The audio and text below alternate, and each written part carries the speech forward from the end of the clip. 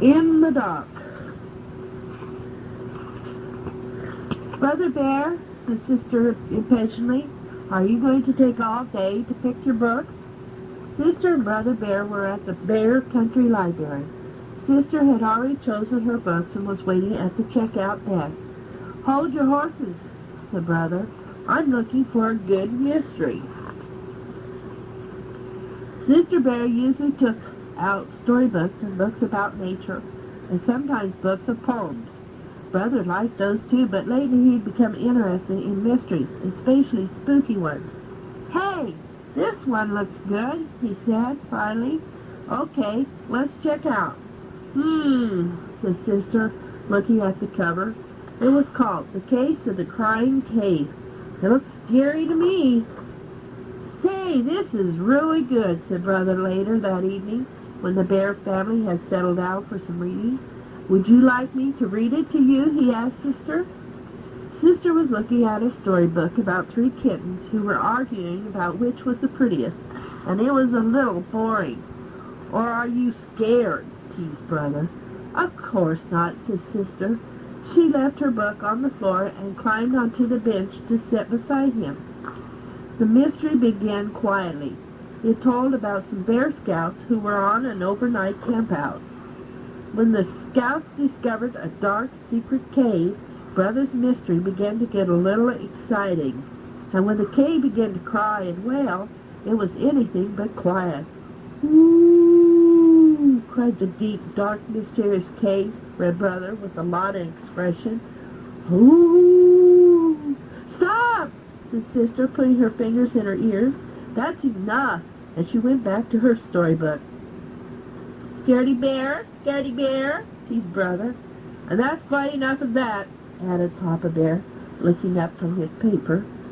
At the cubs' bedtime, Papa and Mama said good night, turned off the light, and left the cubs in the usual dark, sleepy darkness. Outside the treehouse, the bright, busy sounds of day had given way to the soft, soothing sounds of night.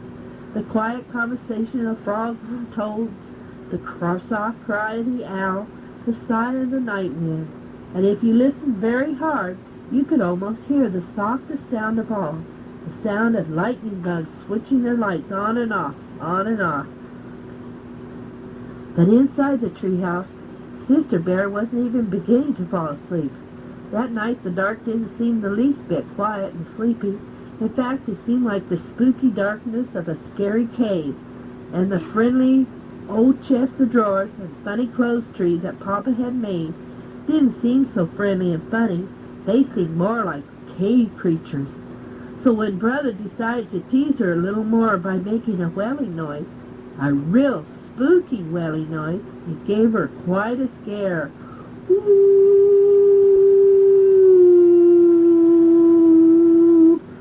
"Mama! Papa!" she cried.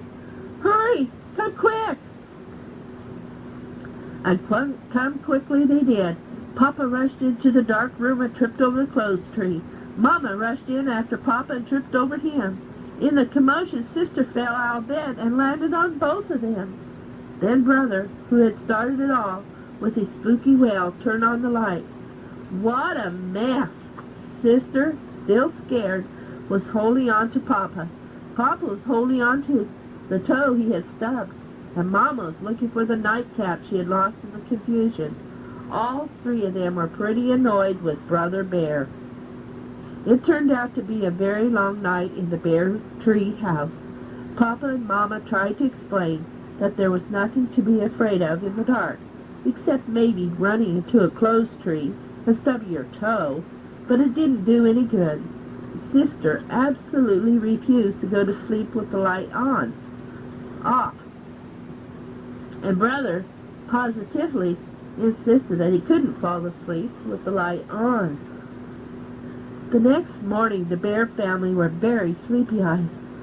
"Boy," said Brother, yawning, "I sure don't want to go through another night like that." "Neither do I," said Papa. "I think I have an idea that might help." He took Sister's hand. "Come with me," he said. "Where are we going?" she wanted to know. "Up to the attic. The attic? But it's dark in the attic, even in the daytime. I know, said Papa, but there's something I want to show you. Anyway, there's nothing so special about the dark. It's just part of nature, like the light. It's your imagination that makes the dark seem spooky sometimes. What's imagination? Asked Sister. Imagination is what makes us think that chests of drawers and closed trees are cave creatures. I wish I didn't have one, said Sister. Don't say that, said Papa. A lively imagination is one of the best things a cub can have. It's imagination that lets us paint pictures, make up poems, invent inventions.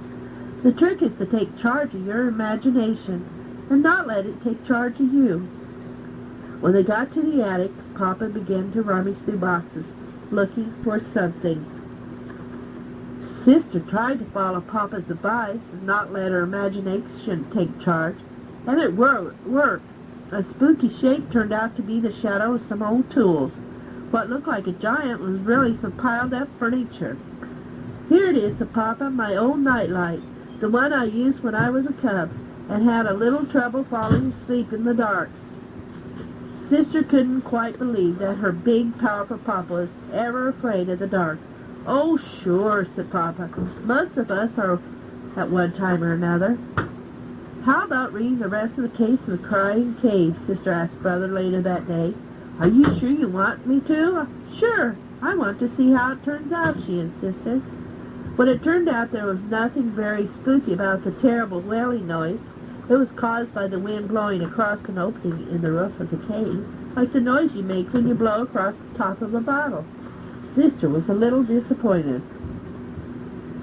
And that night, when she and Brother were all settled down in the cozy glow of Papa's old nightlight, she said so.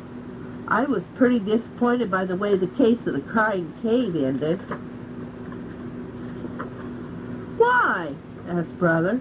Because, she said, I was hoping the wailing would be a really spooky, scary monster. And she leaned down from her bunk over Brother's and made a spooky, scary monster face at him. Cut that out, cried Brother. Then Sister went right to sleep, but Brother lay awake for quite some time, listening to the owl hoots and thinking that maybe he'd had enough of mysteries for a while.